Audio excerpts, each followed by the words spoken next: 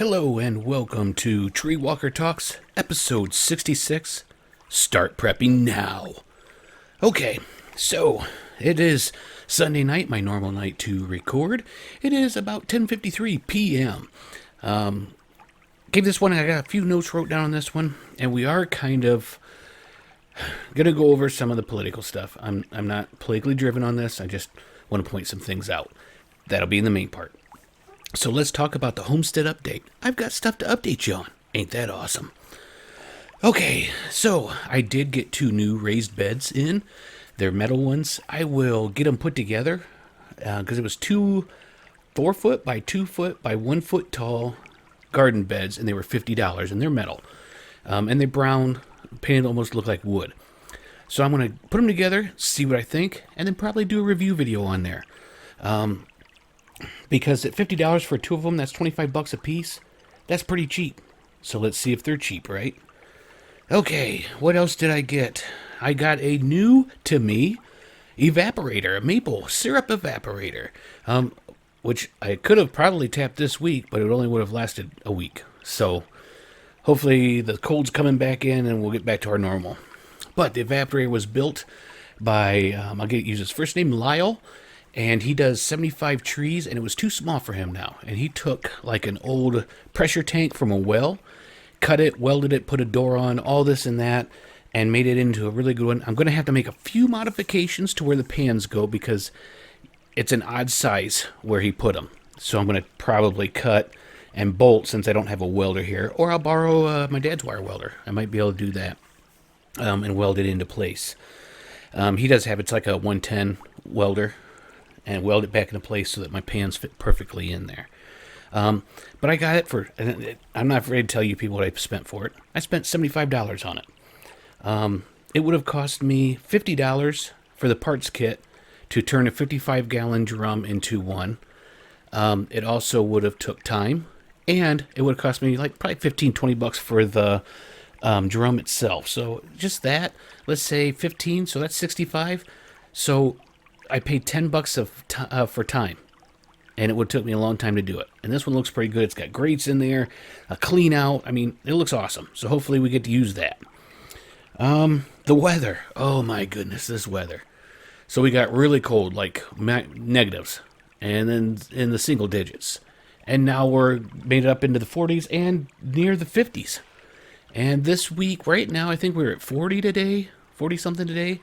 I think we're at 30s right now, and then it's going to be like 30s for highs, upper teens, lower 20s for lows at night this coming week. But it has rained. Now, a lot of people in this household don't believe it. They would have rather got the snow, but we got a lot of rain, and that would have equated to a buttload of snow. Like probably, if this all came as snow, what we got for rain, it probably would have been like several days shut down. No one going anywhere, no one doing anything.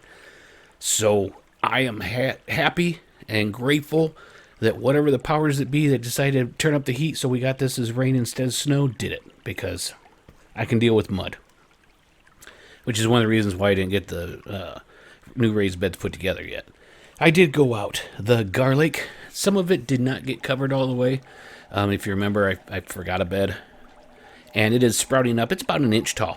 So it should still do pretty good. So if you hear that in the background, that's my freezer. Hopefully I'll get a new one here before too long. It's the fan, the refrigerator, it's the fan in the freezer that's kind of going yonky. The kale, it has frozen and, well, it's pretty limp. Might come back with this weather we've had, we'll see. But that's okay, if it goes dead, it dies, right? I've used it for feed for the rabbits, so it's done its purpose.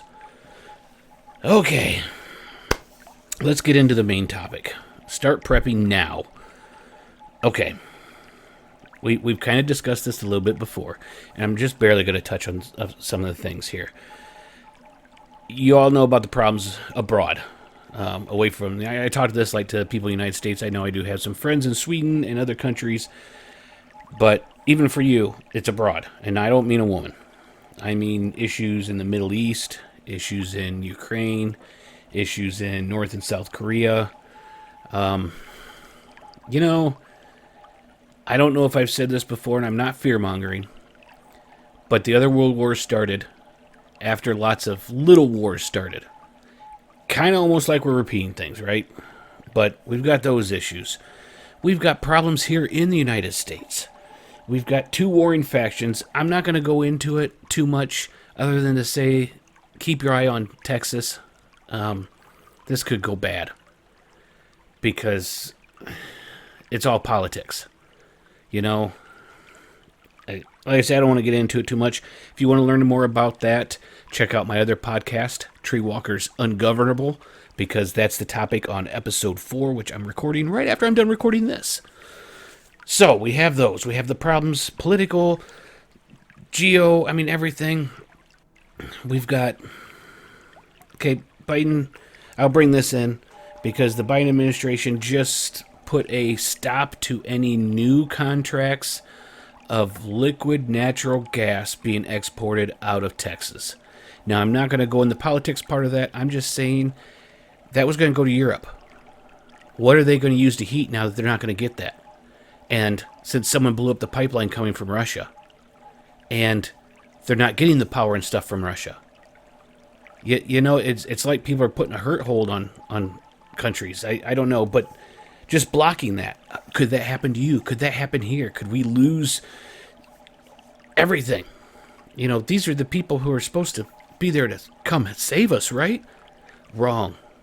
We're going to save ourselves, and that's the only thing we can count on. So what can we do? That's what we're going to work on here.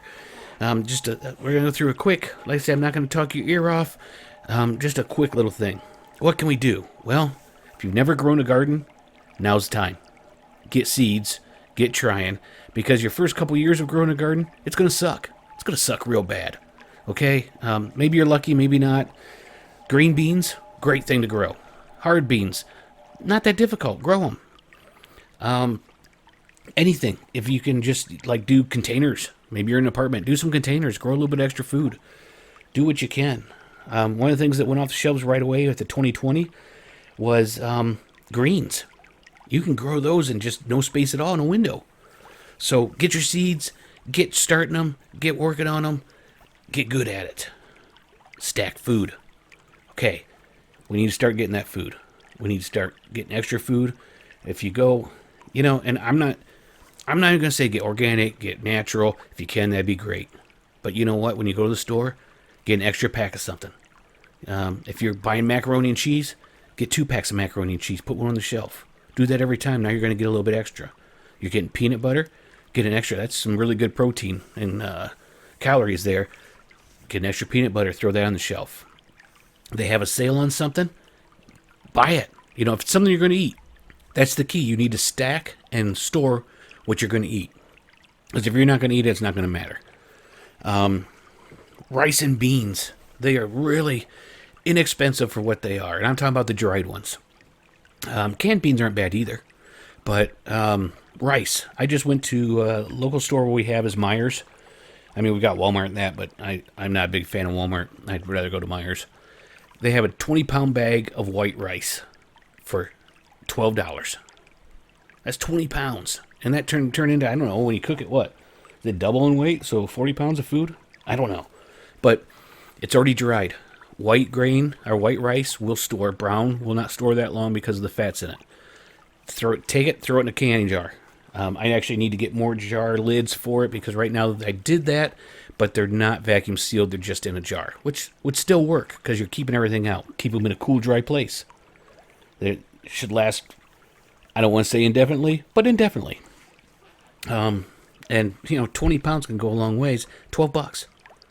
Get one every couple weeks, but only if you're going to eat rice. And you know what the nice thing about rice is? It doesn't have a whole lot of flavor. You can use it as filler.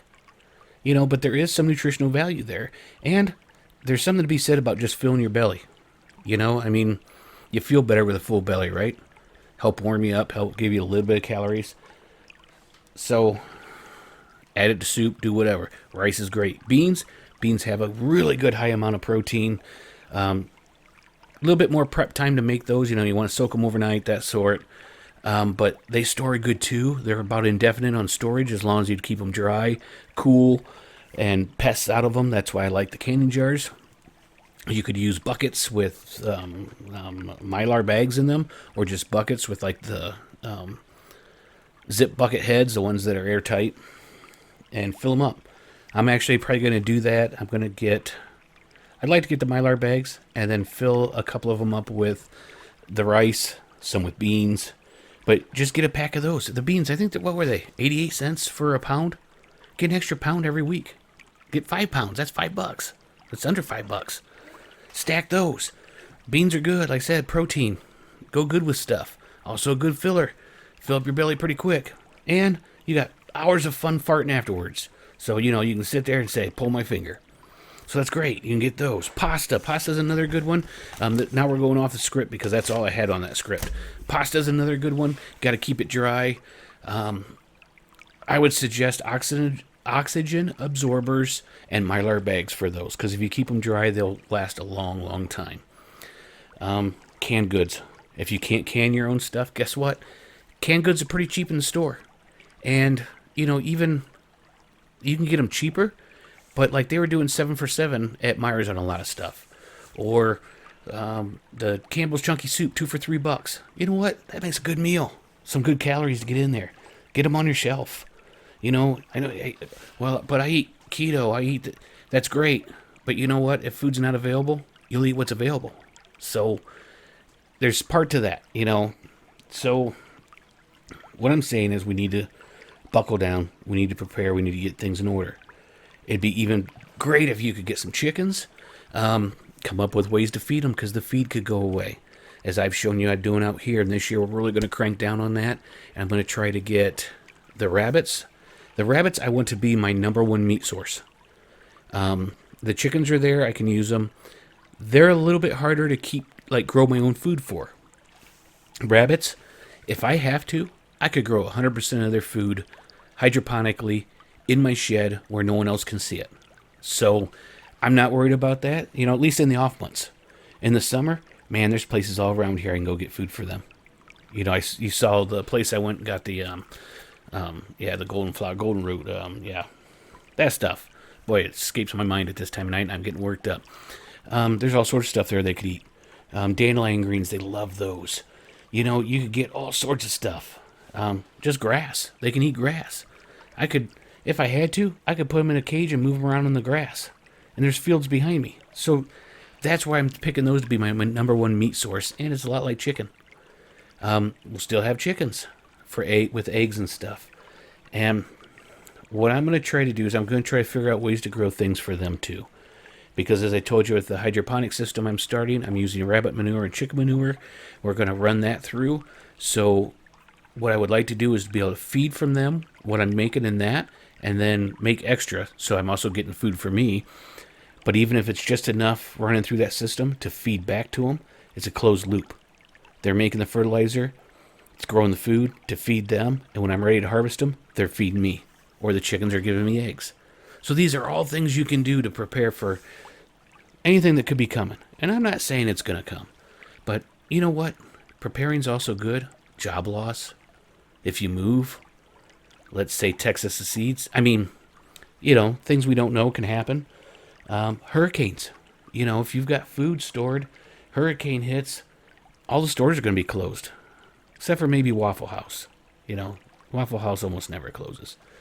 But these are things you can get. And the seeds, they're going to fly off. And like I said, people buy all these seed banks and stuff. Like, well, if it happens, I'm going to grow seeds. Have you ever grown a plant in your life? If not, then you don't just stick them in the dirt and let them go. That might work for a little bit, but not long. So I was just here. I thought this would be a good episode to put out with everything going on, to get you geared up, to get you excited, to get you motivated to go out there and start prepping. So I guess that's it. We'll wrap this up. Like I said, I'm going to record my 4th episode of TreeWalker's Ungovernable. If you haven't listened to it, check it out. Unless you're not into that sort of thing. We are going to, right now, I haven't done a series on there because of time, but we are going to come out with a series on there on ways to become more ungovernable, which is kind of like what we do on this channel already, if you're watching this on YouTube. And we're going to add those. They're all available right here on the YouTube too. But so ways you can be ungovernable, which means you aren't dependent on the government and they can't force you to do things because you're more self-sufficient. So, thanks for joining me. I hope you enjoyed it. Hope you learned something. Hope it motivated you. Remember, stay alive out there and keep on surviving.